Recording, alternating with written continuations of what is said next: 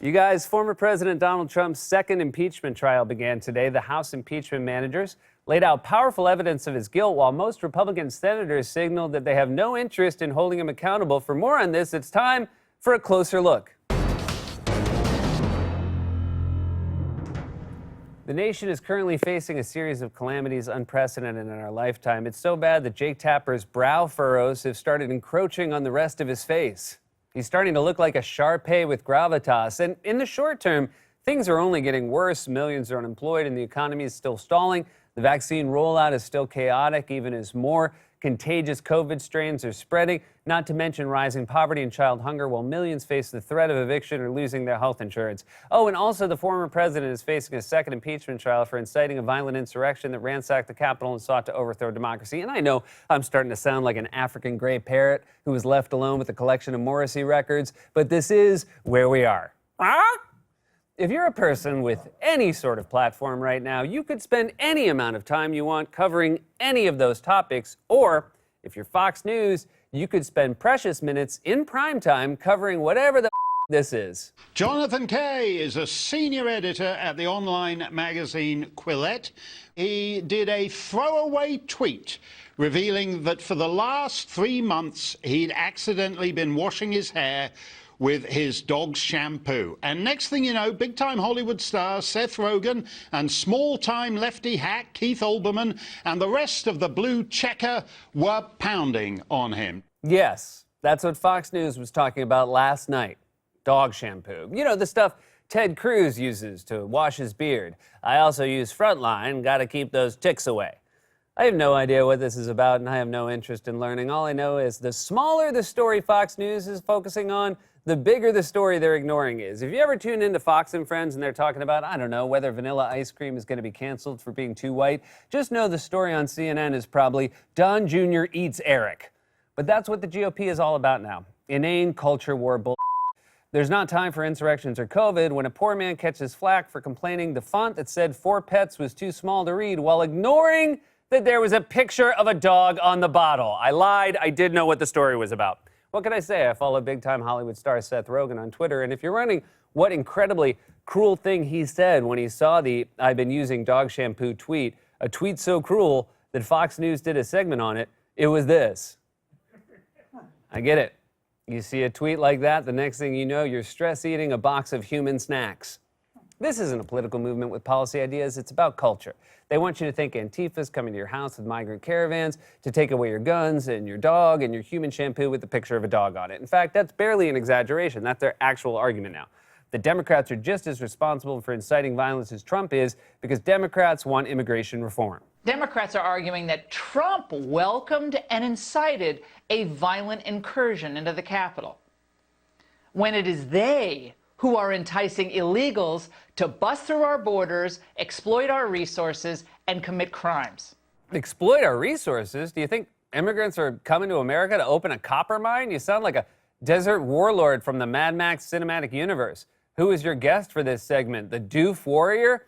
Did you guys know his name was the Doof Warrior? Yeah, I mean, I know a lot of you did, but I bet the rest of you just thought his name was something like Flame-Throwing Guitar Guy. That's how kick-ass Mad Max was as a movie. They gave him the dorkiest name they could come up with, and the movie still rocks. It's like instead of Bane, Tom Hardy's Batman villain, had been called Dr. CPAP or McGillicuddy Schmagillicuddy. Bad news, Batman! Schmagillicuddy!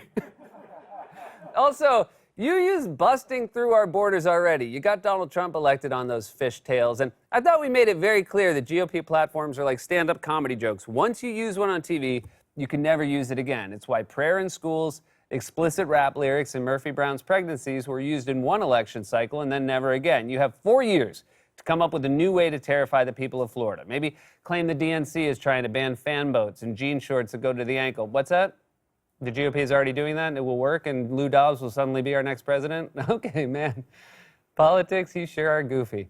But really the truly galling part is the idea that Democrats are somehow enticing migrants to come here and quote unquote commit crimes. When Trump is under investigation for, last I checked, I don't know, 30 different crimes. In fact, he's already confessed to illegally using his charity as a personal checkbook, and he was an unindicted co-conspirator in the Michael Cohen case. You know, the one where he secretly paid hush money during a presidential campaign to cover up an affair with a porn star. Remember that episode? That was way back in season 1 when Trump still had Marcel.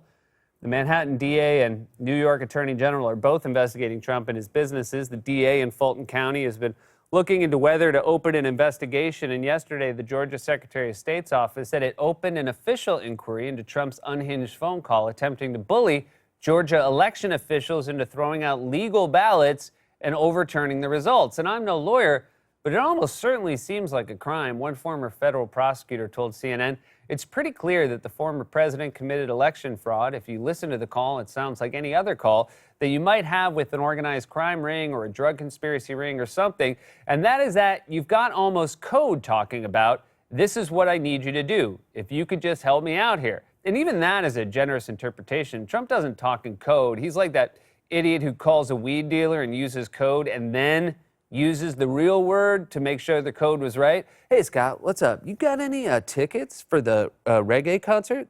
That's weed, right? Because, like, the reggae guys like weed. Hello? Hello?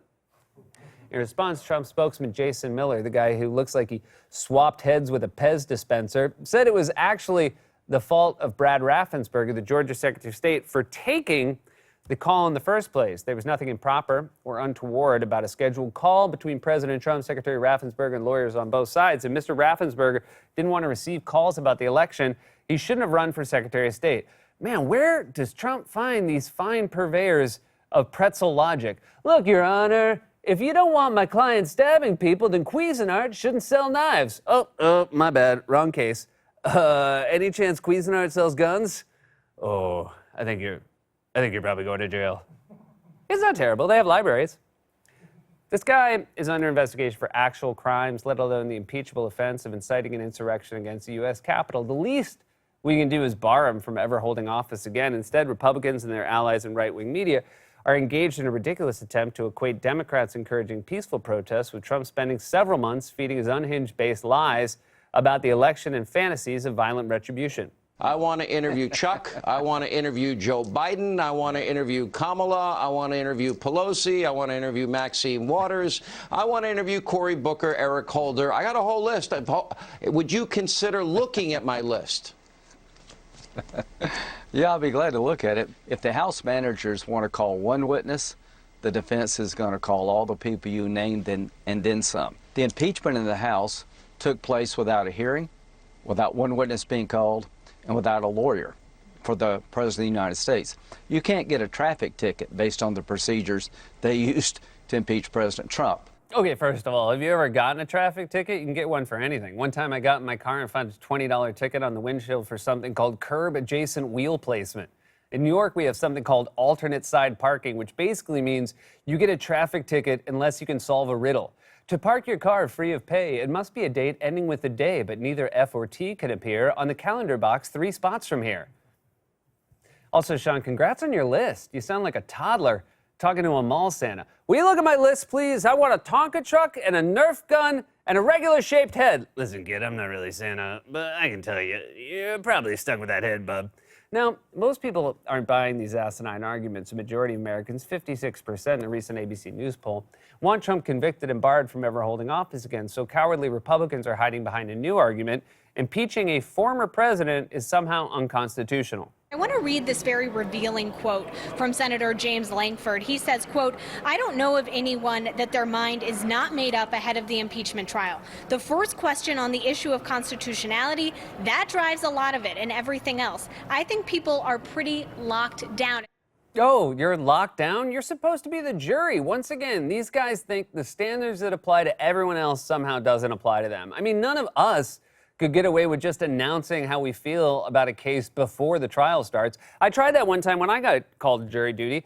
"I'm sorry, Your Honor, but I feel strongly that if you burn yourself with hot McDonald's coffee, you deserve it. I will never turn on Ronald." The judge found me in contempt and sentenced me to 3 months house arrest with a painting of a sea captain. That was a show. That was on network television. Second, the idea that impeaching a former president is unconstitutional is ridiculous. It doesn't say that anywhere in the Constitution. If you manage to flee the scene of a crime before the cops can catch you, you don't get to automatically go free. If that was the case, Trump would have finished his speech and then immediately jumped in a white Ford Bronco. And then today, one of the House impeachment managers, Congressman Jamie Raskin, made a powerful and deeply emotional case. And he argued in a convincing and clear-cut way that this impeachment was in fact constitutional, using both historical evidence and also common sense. Their argument is that if you commit an impeachable offense in your last few weeks in office, you do it with constitutional impunity. You get away with it. In other words, conduct that would be a high crime and misdemeanor in your first year as president, and your second year as president, and your third year as president, and for the vast majority of your fourth year as president, you can suddenly do in your last few weeks in office without facing any constitutional accountability at all. This would create a brand new January exception to the Constitution of the United States of America. Yeah, the founders didn't intend to write in an exemption where you can commit whatever crimes you want in your last month in office. It's called the transition, not the purge. This isn't the last week of middle school where every teacher shows a movie while they Google vacation Caribbean cheap and the French teacher tells you all the good swears. I don't remember George Washington spending his last month in office walking around D.C. with an axe, chopping down every damn cherry tree he could find. It's pie night, bitches! The House impeachment managers also laid out the timeline of events on January 6th and Trump's involvement in those events with truly shocking video evidence. And I have to say, it was compelling just to see it all laid out again because our memories are so short now. I mean, I don't even remember who won the Super Bowl. Tim Brody? Was there a guy named Grunk? Like there was a Grunk, or maybe it was a tree who only said Grunk? It was a violent insurrection that injured 140 police officers and tried to overthrow democracy. Congress was there, and the rest of us saw it on TV. The facts are clear as day, as Raskin explained. Our case is based on cold, hard facts. That's right. The impeachment case is built on facts, and the defense's case is built on wishes and dreams and Sean Hannity's fantasy list of witnesses, which I'm betting includes some fictional characters, too. I want to call Chuck Schumer, Nancy Pelosi, Cory Booker, Wanda Maximoff, the Mandalorian, and the Doof Warrior. I want to know what he doofed and when he doofed it. We all saw what happened. It's plain to anyone who cares to see it. The president's supporters stormed the Capitol after he spent months feeding them unhinged lies about the election being stolen from them, culminating in a speech in which he directed them to fight and show strength by marching down to the Capitol and interfering in the lawful counting of electoral votes, all while he watched and cheered them on.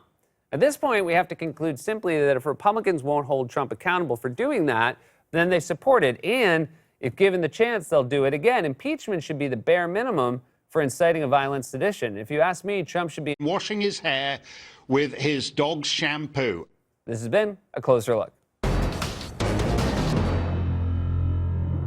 God's Love We Deliver cooks and brings over 2 million meals a year to men, women, and children living with HIV, AIDS, cancer, and other serious illnesses, and they need your help. Now more than ever, if you're watching this online, you can hit the donate button. Stay safe, wash your hands, wear a mask. We love you.